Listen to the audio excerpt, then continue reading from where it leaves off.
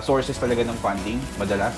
Siyempre, kayo ka pa ba lalapit? Mga... Pagdating sa mga small businesses, is they are requiring the profitability. Pag sinabi kasi nating startup, hindi mo naman masasabi na maliit agad yung business eh. Welcome to Kwentuhan, Usapang Finance, Bookkeeping, Tax at Iba pa, brought to you by One CFO, your partner in growth.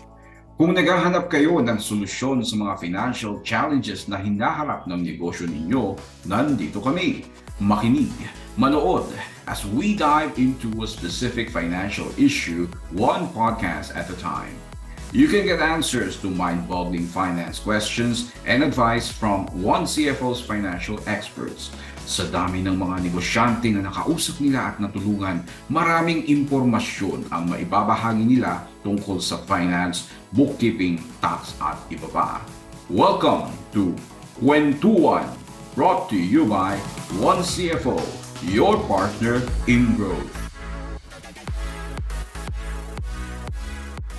Good day everyone. Ayun, so my name is Jay Olos, founder and CEO of One CFO, and welcome po sa ating episode 7 dito sa Kwentuhan, Usapang Finance, Bookkeeping, Tax at Iba pa, brought to you by One CFO, your partner in growth. So as usual, kasama ko po muli dito sa ating episode ngayon ang aking mga kakwentuhan, sina Boss Limuel Cornejo at si Boss Joboy Del Rosario.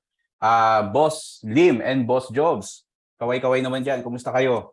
Good afternoon, boss. Kamusta naman? Afternoon mga boss. Maulan din ba dyan sa Maulan. inyo? Oo. Sarap magkape. So, kape-kape lang tayo mga boss ha. Kape-kape lang kasi month end din ngayon mga boss. Kailangan natin magpuyat. Sasabay-sabay yung mga reporting natin para sa mga kliyente. Pero okay lang yon. It means na significant si One CFO sa maraming businesses. Okay. So mga boss, ito na. I think may nakailang episodes na rin tayo about business. Lagi natin pinag-uusapan yung mga bookkeeping, yung mga ganyan. Pero ang punto kasi dito, wala kang ibu-bookkeep kung walang negosyo eh. Di ba? So wala kang accounting, finance, whatsoever, taxes. Wala ring CFO, wala accountant, controller. Kung in the first instance, walang negosyo. So pag-uusapan natin ngayon, paano nga ba nagsisimula ang isang negosyo? Specifically, fundraising. Yan, hot na hot to sa mga startups, no, na marami tayong kliyenteng startups, even mga small businesses na expansion mode or nagsisimula sa negosyo. So, yan, usapang fundraising for your startup or business idea. So, ako muna magtatanong mga boss, no. Sa experience ninyo so far, ano ba yung lalo mga Philippine business, no? I-contextualize natin locally yung discussion natin para mas marami, o then later on we can expand internationally, no? Pero local muna. Ano yung nakikita nyo kadalasang nagiging sources ng kapital ng mga bagong negosyante? In your experience, mga boss. Boss Lim. Okay, boss. So, sa mga small businesses specifically, yung mga local natin, kaya medyo yung iba intimidated sila when it comes sa usapang pagnenegosyo. Una, syempre yung kapital. Ayun lagi yung iniisip. Saan manggagaling yung kapital? Ang parang common knowledge or common perception ng marami is pagka magnenegosyo ka, sariling bulsa mo yan. So, mga ipon mo, or pwede, siguro mangungutang ka, pero personal mo. So, technically, personal mong fund yan. Kasi, kung hindi yan inipon mo, inutang mo yan, or binenta mo yung property mo, para punta ka sa isang pagnenegosyo. Kaya maraming, pag nakakausap ko, sinasabi nila, ayaw nila magnegosyo, kasi wala silang pera, mahal magkapital. So, ayun yung normal na perception na naririnig ko, boss, pagdating sa usapang kapital sa pagnenegosyo. So, boss, kasi, well, naiintindihan natin yun, no? Ang Pilipino kasi, nasanay tayo, unlike yung ibang lahi, no, na at the very early age, medyo may sense na sila of entrepreneurship. Tayo, yung, siguro, may kulang ng konti. Personally, opinion ko lang naman to. On our educational system. Kasi tingin ko pare nagsisimula yung fear of yung sabi mo kanina ayaw magnegosyo dahil walang pera, natatakot because kulang tayo ng yung entrepreneurial upbringing natin, no. Sa totoo lang kasi ako kaya medyo entrepreneurial ako kasi ang nanay at tatay ko are both entrepreneurs, micro entrepreneurs. Kaya kaming magkakapatid, talagang ano kami, meron kaming entrepreneurial skill set din. At nakikita niyo naman yun, halos kilala din yung mga kapatid ko, mga boss, no? Halos lahat sila may mga negosyo. So, ayun. And pangalawang, maganda yung na-raise mo, boss, na point yung mahal. Bakit mahal? Bakit mahal ang pag naghiram ka ba ng pera, mahal? Paano yung ibig sabihin nila doon? Ano kasi boss so technically kasi, una, mahal mismo yung perang iniisip nilang magiging kapital nila. So, ibig sabihin, a portion of their savings and material yung amount. Parang narinig ko nga sabi nila pag nagnegosyo ka, mahina na yung 100,000, yung mga ganyan. Kailangan mataas more than that kasi iisipin mo dahil although meron na sila ng konsepto ng baka plugi yan sa umpisa, so kailangan medyo meron kang tawag nila doon PC. So mahaba-haba yung PC mo kasi yun nga. So yun, una mahal kasi portion ng savings nila. Pangalawa, ang isa pang concern, paano nila yun patatakbuhin? Kailangan ba nilang mag-resign? So merong merong dalawa yung mahal na concept It's one, yung ano nga nila, savings nila. Pangalawa, yung ano naman nila, career nila. Syempre, alam naman natin pag nagnegosyo ka, uncertain yan. Hindi mo masabi kung magiging successful. Syempre, isa-sacrifice ba nila yung, alam mo na, yung day-to-day job na nagbibigay sa'yo ng certain na kita. Yun. Oo, tama yun kasi nga hindi naman lahat. Ang sabi nga nila, entrepreneurship is like jumping off the plane and building a parachute as you move down, papunta doon sa land. Which is yun nga, may mga nagfi-fail, meron din naman mga nagiging successful. Sige, magandang point yun. Although ngayon kasi ang fundraising, marami naman kasing mga willing na investors na tumulong dito sa mga entrepreneurs, whether you are a startup or a small business. So actually yun, pag-usapan natin yun muna mga boss.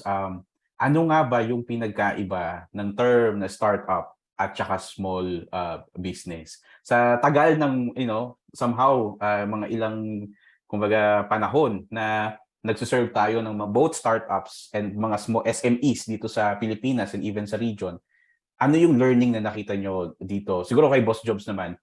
Boss Jobs, so far, ano para sa'yo yung kaibahan ng startup at saka small business? Kasi ang next na question ko is pertaining naman dun sa fundraising para sa tag-isang yun. Pag sinabi kasi nating startup, hindi mo naman masasabi na maliit agad yung business Kasi maraming startup na malaki agad yung investment nila. So kasi lalo na sa mga fintech, so since mahal mag-invest sa technology yan. So parang sa akin pag sinabing startup, yun talaga yung mga nag-start pa lang mag-business. Tapos yung mga small businesses naman, pwede silang matagal na silang nagbi-business pero wala silang hindi sila ganun ka aggressive na palakihin yung business nila. So parang kontento na sila doon sa kung ano yung business nila, tinatakbo ng business nila ngayon. Ayun, boss. Ayun. Thank you, Boss Jobs. How about you, Boss Lim? Actually, laging tanong to Yan, boss. Actually, to be honest, ako mismo hindi ako sigurado paano ko siya i-depreciate Hindi ko alam kung tama yung konsepto ko sa isip ko pero sabihin ko na lang, boss. Pag startup kasi it's more on tech-related. Yung mga nagbagong sibol na tech-related na startup. Yung mga small businesses, ito yung mga parang mga kumbaga tawagin yung typical na negosyante na from your own funds. Kasi sa startup, diyan pumapasok yung konsepto ng fundraising. Sa mga small businesses kasi hindi nila alam yung konsepto ng fundraising. Dahil ang fundraising sa kanila, from their own pocket or dun sa mga kaibigan. Pero yung anything that they do not know, hindi nila kilala, hindi nila yun, hindi parang out of this world pa yung konsepto na yun sa kanila. So actually, pag tinatanong ako ano ba yung startup at saka small businesses, paano kayo di-differentiate? Hindi ko rin talaga masabi na ano nga ba yun? Ano ba talaga? Paano mo ba masasabing startup siya or nakabilong siya sa small businesses? Sige. Sagutin ko na yan, boss. Dahil ako naman yung matagal halos 10 taon na akong nag-i-startup, mga boss. So, panahon pa nung halos wala pa yung mga malalaking tech companies ngayon. Nagsisinisimulan pa lang namin yan nung time na yon. Pag sinabi mo kasing startup, ang kinaiba talaga nito, for me, yung konsepto ng startup ngayon is nalilinya siya doon sa mga companies na merong tech. Ibig sabihin kasi noon, to your point nga ni Boss Jobs kanina, tama yun hindi mo masasabing maliit yung kumpanya na yun Posibleng maliit yan ngayon dahil nagsisimula pa lang. Pero mabilis lumaki yan. Yun ang kinaibahan ng startup sa isang simple na small business. Ang small business, hindi siya ganun ka-scalable. Pag sinabi hindi siya ganun ka-scalable, hindi siya ganun kabilis lumaki, na konti lang yung gagalawin mo tapos biglang parang may flywheel effect na siya na talagang parang rocket ship na siyang biglang bubulusok pataas, no? So technology yung nagiging leverage nila diyan. Kaya mas maraming mga investors ngayon, whether it's angels, mga VCs, yan, yung mga sources ng startup funding ng mga startups, ang nag-i-invest dito sa mga startups as compared sa mga small business. So, examples ng mga small business naman, ito yung mga, marami ito sa Pilipinas because consumer-driven economy tayo. Ito yung mga restaurants, mga food and beverage businesses, even mga service businesses, no?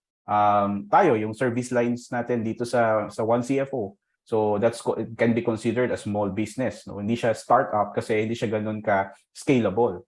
Pero pag pinasukan na natin siya ngayon nag-develop tayo ng isang app na isang pindot lang matatapos lahat ng bookkeeping, yan, through AI ng isang kumpanya. So just imagine, yon, mabilis lalaki yon. Kasi hindi mo kailangan mag-hire ng maraming tao para kumita ka, para magkaroon ka ng benta mo. So yun ang pinagkaiba ng startup sa small business. It's on the leveraging technology for faster scalability and fast growth. So yung mga startups ngayon, normally in less than 10 years or more time, kayang mag-IPO ng mga yan. So dahil ganun sila kabilis. At saka pinopondohan sila kasi ang mga investors, ba't ba sila pinopondohan? Share ko lang, no? Kasi ano yan eh, okay, punta muna natin yung different kinds of investors. Unang-una dyan yung mga angel investors.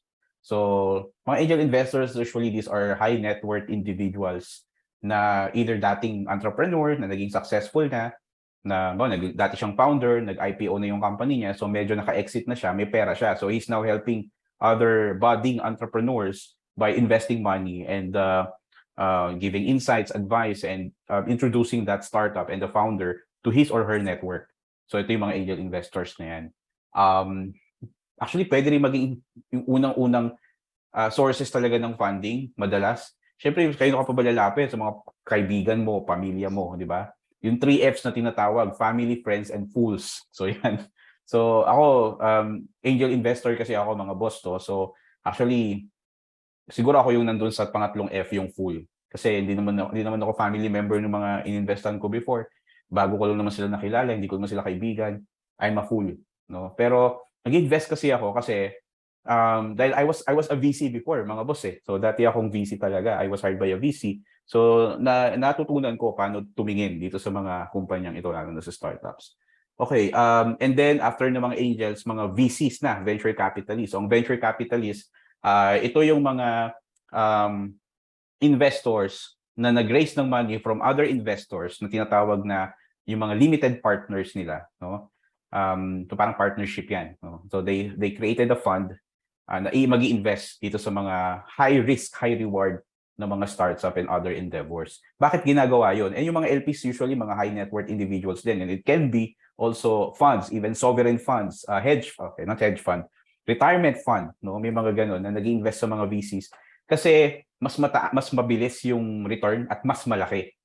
So 100x yan ang goal ng nila. So mag-invest sila ngayon, hindi matutulugin, palalakihin nila yon kasi nga fast growing yung startup. In the hopes na maka-exit sila in the form of IPO, sasabay sila doon, or acquisition by another bigger company. Sasabay sila doon. So nag-invest sila ngayon ng 100 pesos. After 10 years, nag-IPO yung company, nag-times 1,000x yung 100 pesos na yon. So imagine mo, no, saan ka makakakita ng ganung klaseng kabilis nga naman na investment. Kaya yun ang dahilan, mga boss. Kaya maraming nag-i-invest at very attractive investments yung mga startups. Okay. Now, ngayon babalikan ko naman yung small businesses. Ibig sabihin ba nun, wala nang pag-asa yung mga small businesses kasi hindi sila ganun ka-attractive daw na pag-investan, dahil hindi sila ganun kabilis lumaki as compared sa mga startups. And I guess, alam naman natin the answer to that is no, no? Kasi may ibang namang sources ng funding itong mga small businesses na to. Ano ba to, mga boss? So, who wants to answer that question? Source ng funding, boss? Actually, sa akin boss, ang nasa isip ko lang para sa mga small businesses is one, yung mga same, may mga angel investor din kasi na conservative eh. They are looking after to your profitability. So for example, isa kang small business, tapos nakita niya profitable na yung company mo. Tapos, ang alam lang niya na pwedeng pang padamihin, hindi mo lang magawa kasi wala kang additional capitalization. Using the copy-paste method na alam mo na yung may sistema ka na, alam mo na yung industry mo, gamay mo na. So, nagbe-bet na siya sa'yo. So, magpuput ngayon siya ng fund para lumaki ka. No, on the possibility na kaya mong i-duplicate yung ginawa mo na sa current negosyo mo. Specifically, mga restaurant mo, kasi bigla silang dumadami, di ba? Kasi yung iba dyan, based on sa experience namin, nakita nung isang investor na high network individual na okay itong restaurant mo kumikita na, bakit hindi ka mag-branch out? Eh wala eh, kasi pang sustain lang ng pamilya yung kinikita niyan. That's the time na papasok ng mga angel investor. Tapos, minsan may mga company din na nag-i-invest. Normally nga lang, ang nakikita kong problem when it comes to investment pagdating sa mga small businesses is they are requiring the profitability. Hindi kagaya ni startup na pakitaan mo lang ako ng future. Parang pag nakita na, oh, may future to, okay na. Hindi mo kailangan net income kaagad. While for the small businesses, minsan kailangan mo pang patunayan yung track record mo eh bago ka bigyan ng additional fund para mas makapag-scale up ka. Ayun. So, ibig sabihin nun, boss, coming from what you said, hindi naman pala kailangan maging tech startup ka para maging investable ka na kumpanya, no? Yes. So, Agreed. meron ding mga investors na ang target talaga is yung mga small, mid-sized businesses na naghahanap ng pang-expansion capital o kaya may tawag dito, yung iba nga parang quasi-acquisition na yung nangyayari kasi sometimes they invest a lot of money in exchange for significant percentage in terms of the equity. And we are seeing those kinds of deals mostly because that investor is looking at that company as a strategic or invaluable potential ecosystem player within his or her ecosystem. Yeah, No? agree. So, is mga strategic investments or strategic investors itong mga ito. So, ngayon, balik tayo. Ako ang ano kasi boss, dahil anak ako ng mga small and micro business owners eh. So, share ko lang, is actually hindi naman lagi na investors dapat ang pupuntahan ng mga entrepreneurs eh. Pwede rin bangko, di ba? Or pwede rin yung mga grants na tinatawag. Puntahan muna natin siguro mga boss yung mga tinatawag nating grants. So, merong mga ahensya ng gobyerno o kaya may mga institution, whether it's public or private, that sometimes, alam mo yun, may kinreate silang fund na talagang gagamitin nila yon as a grant doon sa matipuhan nila ng mga companies.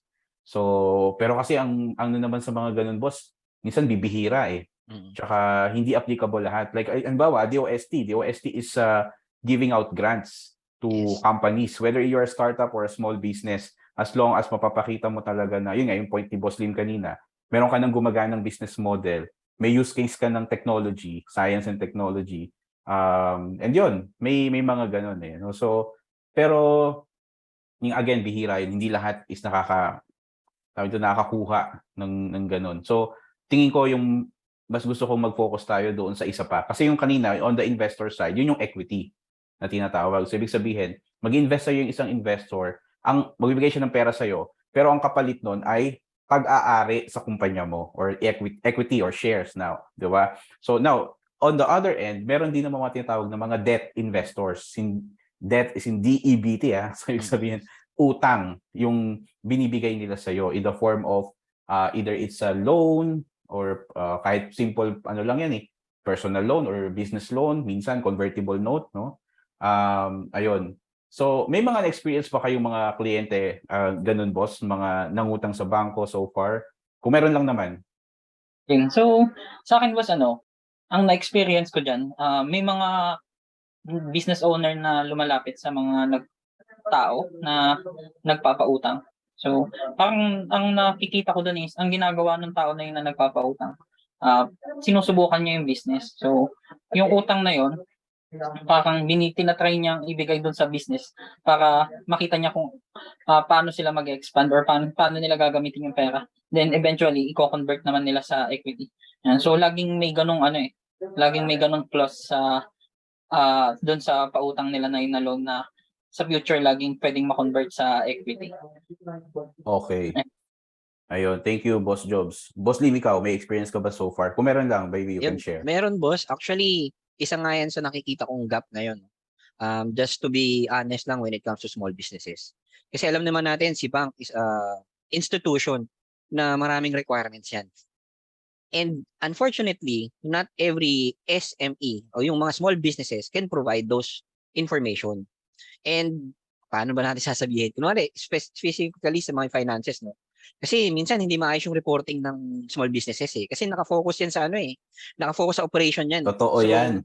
list yung ano nila, list yung prioritization nila when it comes to handling their finance reporting. Eh si bangko sobrang higpit niya doon. Kailangan at least yung iba 3 years dapat na existing na yung business mo. Eh kung magsisimula ka, syempre wala ka pa namang mapapakitang track record, di ba? Ang pwede mong magamit your own personal credit line. Eh kung wala ka din noon, so lumiliit yung gap mo.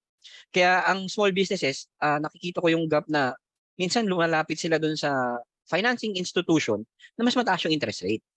Kasi si bangko hindi sila papansinin eh. And if I'm not mistaken, yung bank takot din silang mag-dive masyado sa small businesses because of the ratio of failures. Kasi mataas din kasi talaga yung failures eh. So dahil very conservative si bank, kailangan sureball yung return, most likely dapat. Hindi niya masyadong ine-entertain tong maliliit na to. Ang makaka-entertain dyan is yung mga financing institution. Ang catch lang, mas mahal yung interest rate. Kasi ano nga to, utang no? In form of utang. So, syempre, CI ka niyan, mas mataas yung interest rate. Kaya minsan, dito na pumapasok yung individuals naman na kung yun nga, yung isa, sabi natin kanina, as investor, sabi ni Boss J nga, as may-ari. Meron ding time na, sige, kakilala kita, medyo mayroon akong extra money, mag-i-invest ako sa'yo, pero not in form of equity. Papautang ko sa'yo to, at again, mas mataas na interest rate kumpara sa bangko. So, pero, ang kagandahan lang nun, yung iba, ang ginagawa pag kunwari, individual ka, tapos magpapahiram ka, pwede mo kasing i-leverage yung, sige, pero pag pinahiram ko tayo, dapat convertible notes to on my own discretion. Kunwari, nakita ko profitable ka, sasali na ako sa'yo. I-consider mo na yung utang mo na hindi mo na yan utang. Magiging part na yan ng investment ko as may-ari na. So, may mga ganun tayong na-experience, boss, na scenario. So, yun. Yeah. Actually, interesting yung sinabi mo, boss. Kasi totoo yun. Marami talagang, kumbaga, ewan ko parang, hindi ko rin kasi mabiblame yung mga bangko kasi they are mandated also by the BSP rules na hindi basta-basta, kumbaga meron silang framework in assessing credit risk and managing credit risk, no? So, kaya may mga sandabukal silang requirements sa point of view ng isang simpleng mamamayan or simpleng negosyante. Pero it is being governed kasi by those regulatory requirements.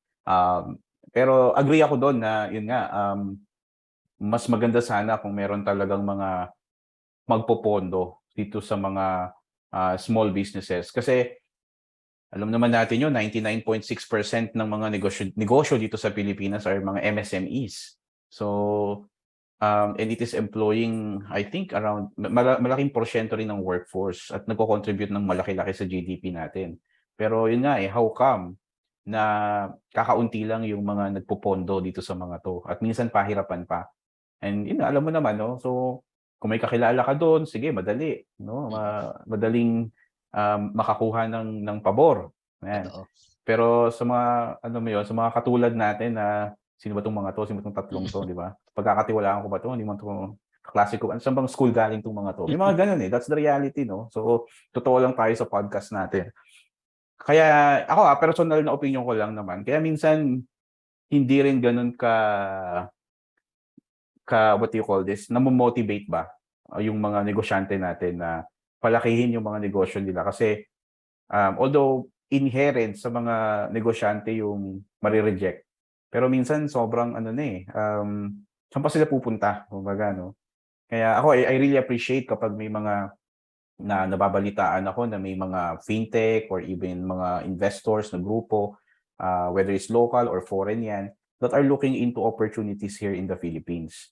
Kasi maraming talagang nangangailangan nun, no? So, tayo nung nagsisimula tayo sa One CFO, 'di ba? Parang sabi ko nga, well, syempre ako, I can only fund so much of One CFO, pero pag talagang ito, nag-grow na tayo, hindi talaga maiwasan na mag-isip ka na, utang ba ako sa bangko o mag-raise ako ng kapital?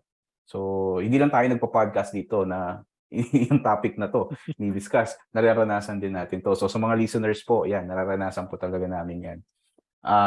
Okay, so, isa pang interesting topic pag pinag-uusapan ng investments is yung ano ba yung hinahanap ng mga investors. So, as I sinabi ni Boss Lim kanina, may mga investors na mag-i-invest lang kapag profitable na. May mga investors naman na kahit wala pang profits, kahit wala pang ang revenue, mag-i-invest eh. Bakit kaya ganun? Share ko lang muna, dagdagan nyo na lang mga boss. Ang tingin ko kasi, yung mga investors na nag-i-invest kahit wala pang revenue or wala pang profit, mga startups kasi usually yung mga ganito, no? Is because either yung founder is may traction na in the past, ibig sabihin, sanay na siyang magtayo ng mga kumpanya at magpalaki ng mga kumpanya. Or number two, the idea is something na talagang nasa kumbaga yung produkto, yung mismong idea is nasa investment thesis. Kasi ang mga funds, yung mga VCs, mga ano na yan, may mga investment thesis na tinatawag yung mga yan. No? So, kung halimbawa ikaw, ang negosyo mo is, sabihin natin, logistics, logistic tech, ganyan. Huwag ka magpipitch dun sa isang VC na ang focus nila is climate change. Yun. So, wala ka talagang pag-asang mapondohan nila kasi walang match. So, madali lang naman mag-google yung mga VCs na yan, kung sino-sino yung mga posibleng na-align doon sa ginagawa, sa binibuild mong startup. Discuss na yung financial sustainability kanina ni Boss Lim. Ano pa ba? Ano pa sa tingin niyo mga boss? Ako, yun lang yung para sa akin, pinaka-penultimate, the founder, and kung siya yung right founder for that idea. Ako boss, actually naku-curious lang ako eh. Syempre yung mga VCs there, ang focus nila yung fast growing potential na business. Meron bang VC boss na medyo hati yung portfolio nila?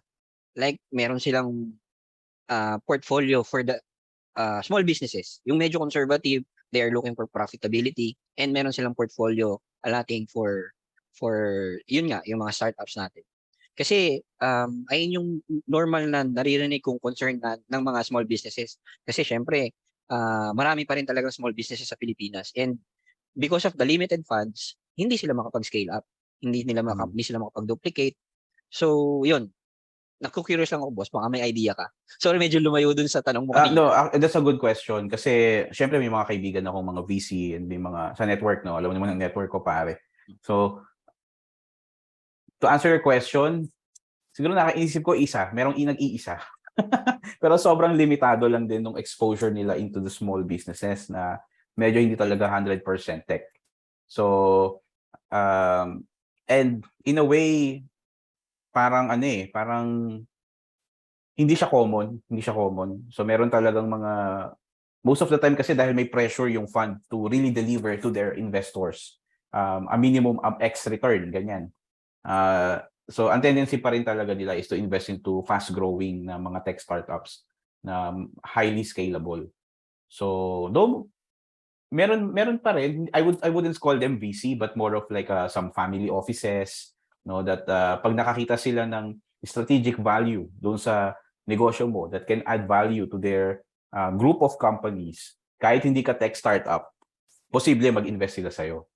So, may mga nakikita naman tayong ganun. So, to be fair, may mga ganun. Pero, ngayon kasi, dahil, ang sabi nga nila, ang Pilipinas ngayon, is parang Indonesia.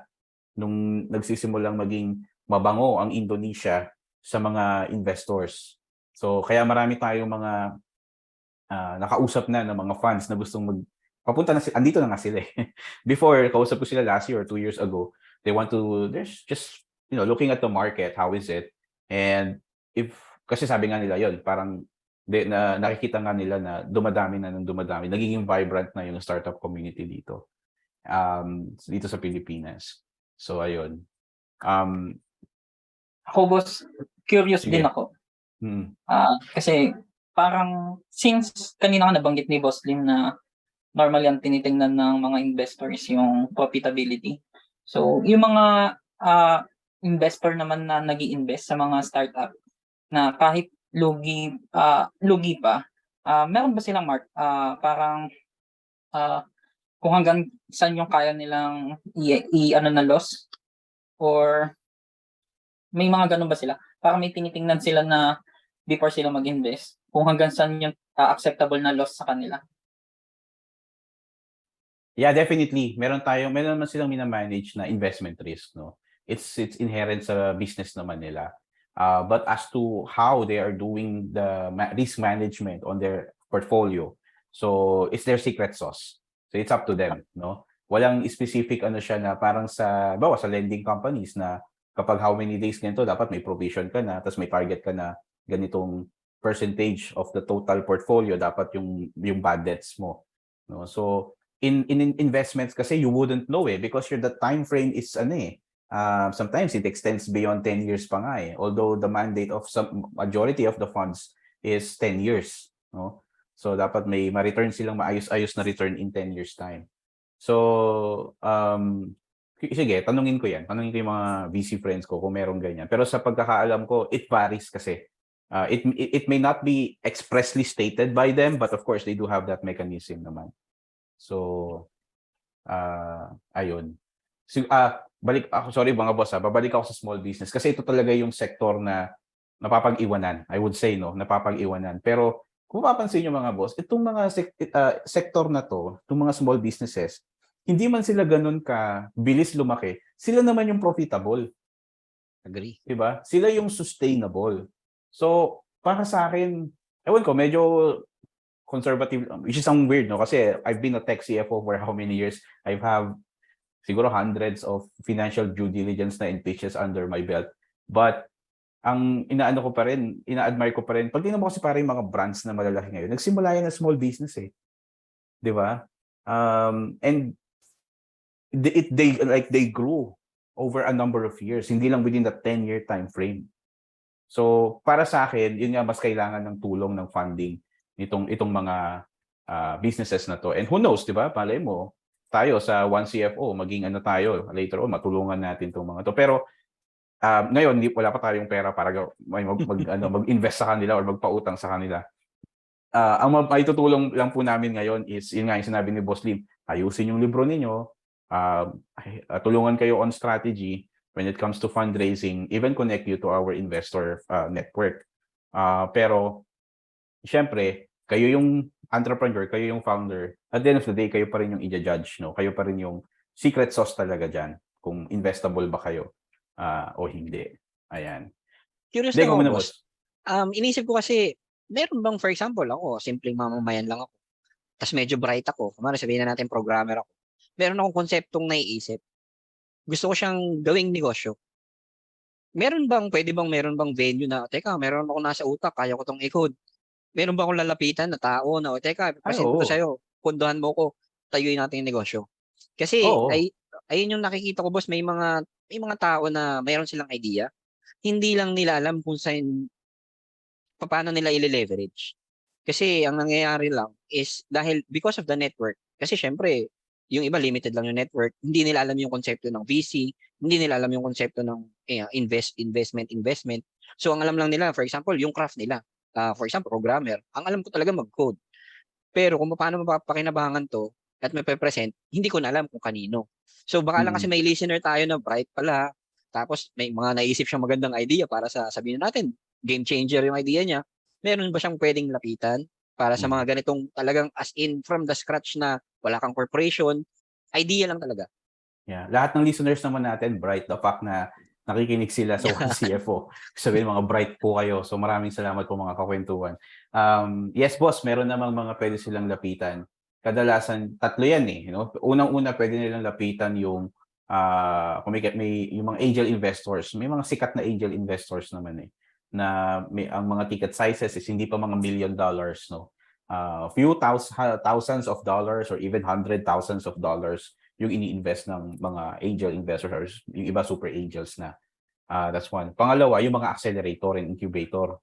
So marami tayong mga accelerator and incubator dito sa Pilipinas. So yung mga yun, andyan sila Idea Space, no? Andyan din sila Kickstart, andyan din sila tawag dito. Marami, even yung mga dito sa QC, dito sa kumbaga nagkakaroon na ng own incubators at mga startup programs yung mga lugar-lugar. Tapos meron ding mga even yung mga colleges and universities nagkakaroon na sila ng mga incubators din.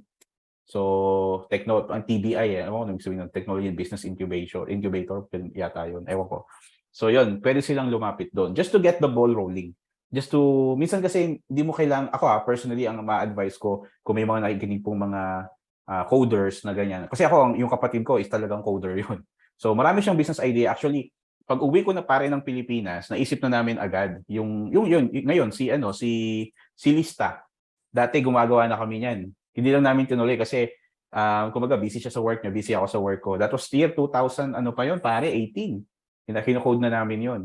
Tapos yun, lumabas na nga yun. Ang pangalan dapat nun is Journal nga eh. Yung app namin na yun.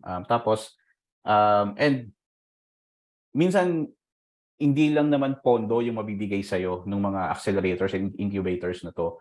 Yung mismong validation and minsan help on crafting, refining pa yung binibuild mong produkto, and how can you make a business model out of it?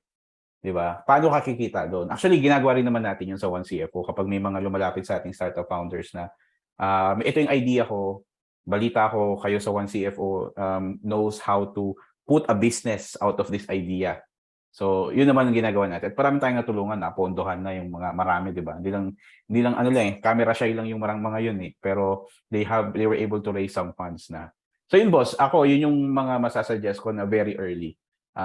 Tayo sa 1CFO, 'di ba? Parang well, siguro kasi iba naman yung situation natin kasi in a way, pare 10 taon building startups across the region, meron na ako noon, 'di ba? So yun, kumbaga, nami-mentor ko rin yung si JP, 'di ba? Yung parang yung head of technology natin. So yun. So I think it's a magandang combination yun pare na kung may mga coders tayo na mga kwentuhan ngayon, look for a business person na magiging either co-founder mo or advisor mo or consultant mo. So kung wala kayong mahanap, lapit kayo sa amin dito sa 1CF. Nag-sales talk na naman daw ako. No? Galing talaga mag-segue. So may mga ganun mga boss. So yun. Nawala yung nasa isip ko kanina. Hindi, okay lang. Familiar ba kayo mga boss dun sa pre-seed, seed, series A, B, C? Ayun pala yung gusto ko. Ako boss kasi, to be honest, accountant ako. No? Pero nung narinig ko yung investor, investment, VCs, bagong ano yan eh. Siyempre, ang exposure ko, more on local accounting, small businesses, yan, ganyan. So ngayon, nung medyo nakilala ko na si Boss J, yan, medyo na-open up sa akin yung mga bagong dictionaryo, bagong word sa dictionary ko na yung mga series A, B, pre-seed. So, I think hindi lang ako yung naku-curious, boss. Baka kung okay lang, explain mo ng konti. Ano ba yung mga series na yan? Ano ba yung pre-seeds na yan? Yeah. Sige. Simula tayo sa pinaka-umpisa, no? Meron tayong tinatawag na pre-seed or bago yung buto. Pre-seed. Ibig sabihin nun, bagong-bago pa lang talaga. This is the first kumbaga external na funding na mararanasan ng entrepreneur or yung negosyo niya. Kadalasan dito ang mga nagjo-join, minsan nga wala pang produkto mismo, nasa idea pa lang. So just imagine nung si Jack Ma nag-pitch kay Masayoshi Son ng about Alibaba. Wala siyang pitch deck. Talaga wala pa talagang Alibaba that it is today. Pinipitch, actually before pa pala si Masayoshi, pinipitch niya yon doon sa mga kaibigan niya, kaklase niya, doon sa school. So wala pang produkto, it's just an idea. So may mga kasama siya, yung mga founders ng Alibaba na nag-pitch in, nag-chip in talaga sila. So that can be considered a pre-seed round. Wala pa yung produkto, idea pa lang, pero may naniniwalang mga investors, sila yung mga pre-seed investors. So ayan. So ngayon, para saan ginagamit yung pre-seed round? Para i-develop yung idea. Para gumawa ka ng prototype or tinatawag na minimum viable product or MVP so that later on, you can test it out. No? Ngayon, kung na-develop na yung MVP, so ang next question ngayon yan is, MVP pa lang yun. And basically, you want to test that out. No? Usually, ang pre-seed round mo, mabilis maubos eh. Kasi maliit lang yung ticket sizes niyan. Normally, below $1 million. And as you build tech companies kasi mga boss, mahal yan. Mahal ang mga coder, mga developer, pati yung mga tools and subscriptions nila may kamahalan. Kaya mauubos at mauubos yan. Kailangan pang, in a way, magbayad ng internet mo or kung magrenta ng opisina. So, mauubos agad yung pre-seed money mo. So, ang next na round muna ngayon is yung tinatawag na seed round. Okay? Sa seed round, in a way, meron ka na ditong na-develop na produkto, may konting, at saka ang goal mo dito is ilabas yung produkto na yon to get iteration, customer feedback for further product enhancements and iteration. Kasi remember, prototype pa lang ang meron ka. Gusto mo makita ngayon dito ang goal mo is get early users to test kung meron bang product market fit na tinatawag. A product market fit is sinasabi nila na, ako, simple lang sa akin ng product market fit. Yung, bawa, itong ballpen na to, pag nilabas ko ginawa ko yung ballpen na to, nilapag ko siya halimbawa sa isang shop na may maraming nagtitinda doon, maraming tinitinda doon, may bibili ba ng ballpen na to? Na hindi ko pinupush na, hoy, bilhin mo yung ballpen mo, maawa ka, pangkain, namamalimos ka nun. Hindi ganun. There should be a need for this pen. So, kapag nakikita mo na repetitive, may bumibili ng ballpen mo, laging hinahanap na nila, may demand na tinatawag. So, then maybe may product market fit ka na. Okay. So, that is basically the goal naman para in a way, seed round na, no? Mauubos na ang pera mo on seed round kasi normally pag nagre-raise, it's only good for 18 to 24 months pagtapak mo ng seed round. So, mabilis lang yon. And most of the time, VCs nagjo-join na sila sa seed round. Ayan. The next round na ngayon is Series A. Okay. So, Series A, ito na. Ang goal mo talaga dito is tapos ka na dun sa testing kung alam mo yun, meron bang magiging early users ka, mali-develop mo ba yung produkto talaga. Ang ano mo na ngayon is, yun nga, na-establish na ba yung product market fit. So yun yung goal ng Series A, to further really establish your product market fit. And in a way, elevate you to the next level. So kapag meron na hit mo na yung product market fit, then it's just a matter of creating more of this ballpen, halimbawa. So, parang expansion na yung mangyayari. So, doon na papasok yung konsepto ng Series B. So, pag sinabi, yung mga series na yan, mga boss, just to share with you, tinatawag kasi siyang Series A, Series B, or even seed. It pertains to the preferred shares, na class ng preferred shares na ini-issue. Kasi di ba, dalawa lang naman ng equity, either common stock or preferred share. Now, as a founder and early employees mo, kayo ng early employees mo, you are, there's a automatic assumption kasi na ang meron kayong stock are common stock, no? And investors, kapag nag-raise ka sa mga investors, especially kung tech startup ka, ang i-issue mo are preferred shares because yun yung preferences nila. Kasi nga, there are financial investors and they want to have, what do you call this, a preference upon liquidation, upon dividend declaration, whatsoever. Alam naman natin yun, no? And basta priority, no? Yun yung right term for that bilang investor. So, yung seed preference shares, that's the seed round. Bini-issue during the seed round. Series A, ito yung preferred shares A na ini-issue during that round. And then yung B, preferred shares B naman. And so on and so forth. Yung series C, D, E, and F, EF, and so on and so forth, it's just basically parang, I would call this mga further expansion, iteration, whatsoever na round to bridge the gap until the exit. So, ang exit ng isang tech startup, normally dalawa lang yan. No? Either mag-IPO yung company na yon or pilhin siya through an acquisition, M&A. So, punta muna tayo dun sa IPO. Pag nag-IPO kasi, halimbawa, ang value lang ng common stock na meron ka as a founder is 0.0001. So, most YC companies, ganun lang yung par value nila, ng common stock nila. Pero once na mag-IPO yung mga yan, mag-research kayo magkano yung stock price ng mga nag-IPO, it can be $20 per share. So imagine mo, yung 0.00001 mo, ang presyo na after, say, how many years pag nag-IPO ka, nasa $20 per share na. So, ang laki ng return mo ngayon. What if you hold 20 million shares as a founder? Di ba? So, ganun yumayaman. Yung mga, yan, sila Mark Zuckerberg, ganyan sila yumaman, sila Elon Musk when they IPO'd and, they got acquired, some of their businesses got acquired. And yung mga nag-invest sa kanila ng mga investors, definitely, naghahanap ng exit yan. Kasi that's their only way to get their money back with a return. Either mag-ride on sila hanggang sa mag-exit yung company o kaya pag may opportunity to do secondary shares, alam niyo naman yung secondary shares, no? Ito yung may hawak akong share ngayon, ibebenta ko to somebody. It's called secondary because hindi siya primary issuance na doon sa pagbibigyan ko. Second owner na siya, second hand owner na siya ng shares. Kaya tinatawag na secondary sale.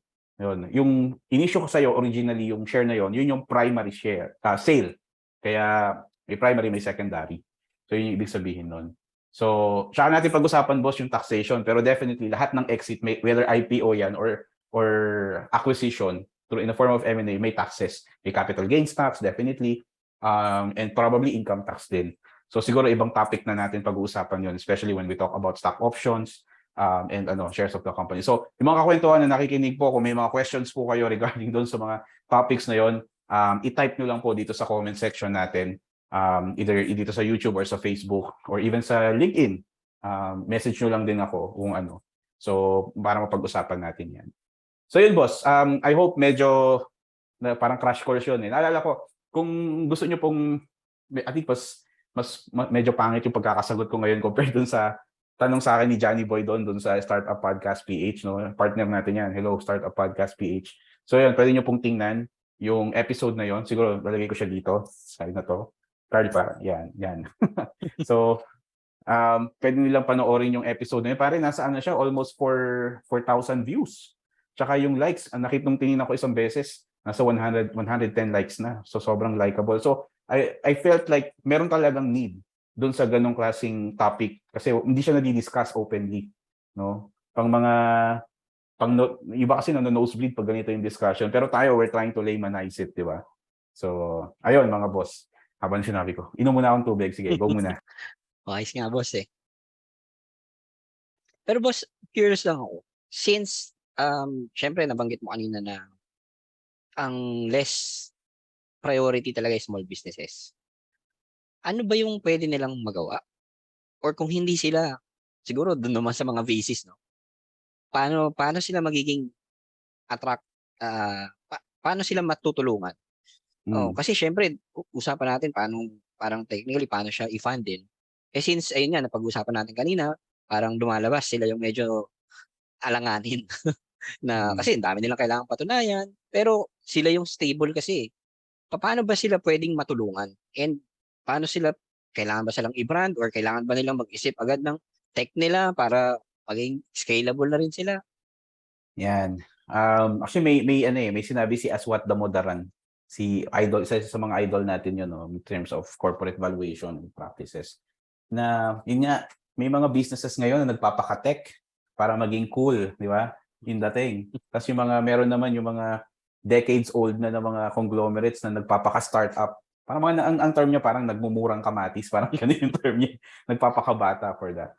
Ako, I agree dun sa sinabi niya na, alam mo yun, instead of trying to be a startup or trying to, be the coolest in terms of hindi ka naman na ganun eh. Tumutulungan mo na lang itong mga to. 'Di ba? Tulungan mo na lang, iahon mo rin sila. So why not invest in them, partner with them or incubate them? Kasi definitely hindi na limited yung sources of capital in yung reality lalo dito sa Pilipinas because we're not a financial hub. So alam niyo naman mga boss, 'di ba? I spent more than 6 years in Hong Kong and Singapore. So nakita ko 'yon. Talagang doon ang usapan pare, walang nagiinuman kami, usapan namin about okay, I'll give 10 million, I'll give ganyan. Dollars hindi peso. Mga ganun. So kasi may market at may mga providers doon, dito kasi wala. So tingin ko boss, ano yung gagawin ng mga small business? Una-una, alamin muna natin siguro kung kailangan ba nila ng external capital. Kasi meron tayong nakikita naman ng mga small and mid-sized businesses na hindi naman nila kailangan ng funding eh. Minsan hindi nga nila kailangan ng credit line eh. Kung halimbawa nakikita lang nila yung opportunity to increase yung cash flow nila, the way na nakikita natin, baka hindi nila kailangan ng funding kasi pag nag-raise sila ng capital, whether it's equity or debt, may tama yan sa kanila. Kapag equity, they have to partake some of their shares, ownership. sakit sa ulo yun. Meron ka ng, pag binigyan mo ng ownership ang isang investor or kahit sino man yan, parang asawa mo na yan eh. No, forever na yan nasa cap table mo at maraming minsan syempre mahirap i-manage kapag sobrang dami. Kapag utang naman, syempre may interest. So babayaran mo yung interest. Sobrang ngayon medyo talagang mataas, no? Yung cost of money ngayon pag mangutang ka, whether it's from the bank or other non-bank financial institutions. So kung medyo nagne-negative yung cash flow mo, baka hindi bagay sa iyo yung interest kasi baka alam mo yun, mahirapan ka lang, lalo mo lang, parang ilalagay mo yung isa mong paa sa kumunoy na unti-unti kang hihilain pababa. No? So, ang suggestion natin dyan, boss, lagi is yun nga, tingnan natin yung financials mo. Baka may kailangan ka lang ayusin. Ayusin, hindi na in a sense na parang i-audit ka, hindi ganun ha.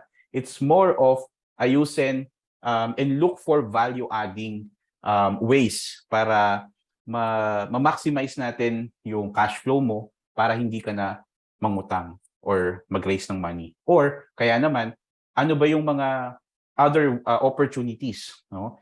May opportunity ba to do partnership without costing too much money for you but mag-grow yung business mo na kahit hindi ka mag-fundraise, mag-grow ka? Pwedeng ganun eh. So, we just need to and kung again, magsa-sales talk na naman ako. So, yun. Pag-usapan po natin yan sa 1CFO kung yan po yung problem natin ngayon. Ayun. Boss Jobs, tahimik ni Boss Jobs. Boss Jobs, baka may question ka pa? Sige, Sa akin, gisahin nyo pa ako. sabi nga natin kanina yung mga small businesses, sila yung hindi napopokusan ng investment. So, bukod dun sa tanong ni Boss Lim, ano ba yung mga kailangan nilang i-ready Ayan. ng mga VC or investor na reports? Para naman yung mga listener natin baka gusto pala nilang kumuha na ng investor, baka magka-idea sila kung ano yung mga kailangan nilang i-prepare or i-ready na reports. Yes, magandang question yan, boss. Actually, yes, madami. Kasi parang ano yan eh, what do you call this? Para ka ang pag-raise ng pera, para ka naliligaw, no? So para mapasagot mo yung nililigawan mo, kailangan mapakita mo sa kanya, ma-demonstrate mo sa kanya na worth it ka talagang maging boyfriend niya or asawa niya later on, di ba? So sa aspeto ng pagnenegosyo, ano ba 'yon? Una-una dapat pogi ka. Pogi ka in the sense na yung financials mo maayos. 'Di ba? Kasi lahat naman 'yan will all boil down to financials eh. Nare-record mo ba ng maayos 'yan? Tama ba yung projection mo? Or may financial modeling ka bang ginagawa or projection even? Nagagawa mo ba 'yon? Ano yung maipapromise mo sa kanya? Syempre, pag nanliligaw ka, 'di ba? Parang pinapangako ko sa iyo ang buwan at mga bituin.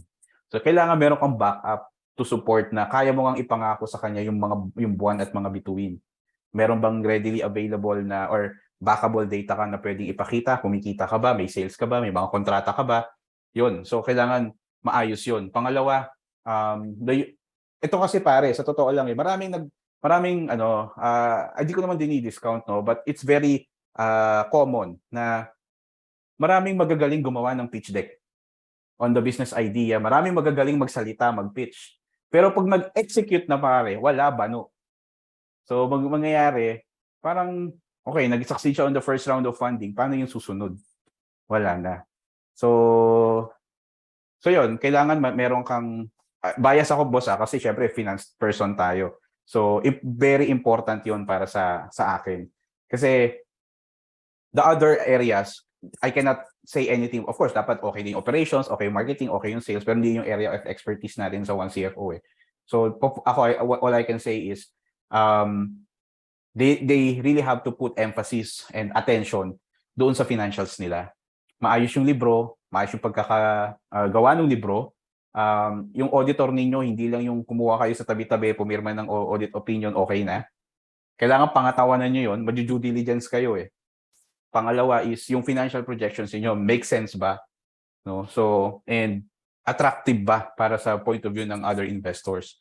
So, kung hindi nyo kayang gawin yun, ayun, pwede kayo lumapit sa amin sa 1CFO. Marami tayong natulungan na ng mga ganun. So, nagiging parang go-to platform tayo ng mga startup founders na ganun. No? Because of our experience na, ayan, mga boss, di ba? Na-involve ko na kayo on how to do that. Ayan. Sige. Ako, last question ng mga boss. Curious lang, kung halimbawa, and this is coming from me, no? I'm just thinking kasi, halimbawa, magki-create tayo ng what do you call this, fund, no? That ang aim is mag-i-invest sa mga businesses. But we are not looking for the sake of, lumaki yung fund in a very short period of time. But basically, dalawa balansyado, no? Meron tayong one is to help yung mga entrepreneurs na yon na viable yung mga business idea. But of course, to give us naman some form of return because we're an investor, di ba? Negosyo pa rin yan. Ano-ano yung mga businesses or ideas na para sa inyo, personally, Boss Lim and Boss Jobs, worth investing? Ano-ano mga industriya, mga gano'n, whatsoever. Siguro unahin kita, Boss Jobs. Sa akin, boss, since mas may experience ako sa mga restaurant kasi parang naisip ko is kung kaya mo maggawa ng branch kahit 1, 2 or 3 tapos then the rest puro franchise na para at least kahit pa paano yung risk mo nandun lang sa tatlo tapos yung sa franchising naman at least kahit pa paano kumikita tapos paano iniisip ko kasi boss since parang masyado ng advance yung yung business natin ngayon so kung paano natin ma-incorporate yung technology sa restaurant. So, yun yung sa akin, boss. Thank you, Boss Jobs. Saka ang restaurant business or food business, ang business na hindi naluluma. No? So, talagang yan, tatagal. Basta masarap yung pagkain. So, ako, dahil foodie ako, so may bias ako dyan, Boss Jobs. So, pag nag-invest ka, let me know. May pang chip in ako, mag-invest din ako. Boss Lim, ikaw naman, boss. Okay, boss. Ako, boss, siguro sagutin ko yan sa dalawang paraan. If I'm going to use my yung emotions ko lang, definitely ang pag-i-investan ko, anything related sa agriculture. Kasi alam naman natin na may mga kilala kasi ako, boss, na yung mga middleman ang mas mayayaman sa magsasaka. Totoo, boss. Totoo yun? May mga ganun kalaki yung patong nila. Ganun, ano? Kasi boss, ang question dun sa iba, paano mo ibebenta yung produkto mo kung wala kang maayos na middleman? Paano mo siya ibebenta? Kasi 'di ba may mga balita nga tayo na yung mga magsasaka tinatapon na lang nila yung produkto nila kasi wala nang bumibili. So, yung iba, outsource yung magsasaka, may mga ganun boss pero yung totoong magsasaka, sila yung medyo walang kita Kaya somehow doon nandun yung yung kumbaga puso ko pagdating sa kung meron ako investan. Pero kung gusto ko maging very technical, definitely ang tatayan ko is yung vision ng may-ari. Kailangan mo nang marinig. Kasi wala naman ako specific industry. Gusto ko kasi kung yung mismong magli-lead kasi investment, baka kasi wala tayong participation diyan, more on money lang. So kailangan makita natin yung magli-lead. Merong kaya niya based on their pitch deck, their vision, paano niya nakikita yung kumpanya. So kung maganda yung cost na ipe-present niya and nakikita mo malawak yung plano niya and maganda rin yung track record niya, definitely I'm investing doon sa tao, not necessarily doon sa kung anong industry siya. So ayun yung sa akin, boss. Thank you mga boss. Ako share ko lang yun sa akin para fair, no. So ako ang talagang hinahanap ko ngayon, boss, yung mga boring na industries. Kasi ang daming I'm a fintech guy from the get-go. Talagang halos lahat ng fintech models na nahawakan ko na yan. Nakapag-fundraise na tayo dyan. E-commerce, in a way, it's been nagte-taper off because bumabalik na ngayon sa mga malls, sa mga di ba? Pero yun nga, inisip ko, ano ba yung mga boring industries? Ito yung mga may pinost ako sa LinkedIn, di ba? So, yung mga ganon, kasi yung mga usually mga boring na yun, boring sila kasi nagiging boring kasi walang nag-i-invest sa kanila. Minsan kasi yung nagdi-dictate kung ano yung boring or hot is yung deal flow, kung gaano kadami yung deals or investments na pumasok in that sector. Pero kung tingin ko kasi the mere fact na boring yung industriya, andun yung opportunity for disruption or revolution, no? And that is basically why we started also One CFO. Because sabihin natin on the service delivery industry, whether you're a BPO, you're a professional organization, hindi ganun kadami yung naging innovation whether on the business model and also on the technology. And that's what we are that's why we are building this business and this products here at One CFO para doon. So ako parang may pagka ano rin tayo matigas ang ulo. So um, pero that's the vision, no? Parang I'll stick to that vision. And kung magkamali ako, edi mali ako, di ba? Pero sa tingin ko, sa nakikita natin ngayon, tumatama tayo mga boss eh. So, hindi na tayo magkamayaw sa dami ng mga trabaho natin ngayon. Naisisingit pa natin yung podcast taping na to, di ba? So, ayun. So, sige mga boss, maraming salamat, no? Again, month-end ngayon, so hindi ko na kumbaga patatagalin pa itong podcast natin kasi alam ko marami pa tayong kailangan gawin, baka mag-overnight pa tayo. So, ayan. So, ayun po. Maraming salamat again, Boss Lim and Boss Jobs. So, mga kakwentuhan, sana po may natutunan po kayo ulit at nag-enjoy sa ating episode tungkol sa fundraising, how to fund your startup or business idea, whether you're a startup or a small business owner. So, don't forget to like, subscribe, and press the notification bell po below. So, mano-notify po kayo kapag may mga bago kaming episodes or content na nilalabas dito sa YouTube channel namin. Ayan. And again, this is Kwentuhan, Usapang Finance, Bookkeeping, Tax at iba pa, brought to you by One CFO, your partner in growth. So, sa susunod po na episode, mga kakwentuhan, ciao! Thank you, boss. Thank you.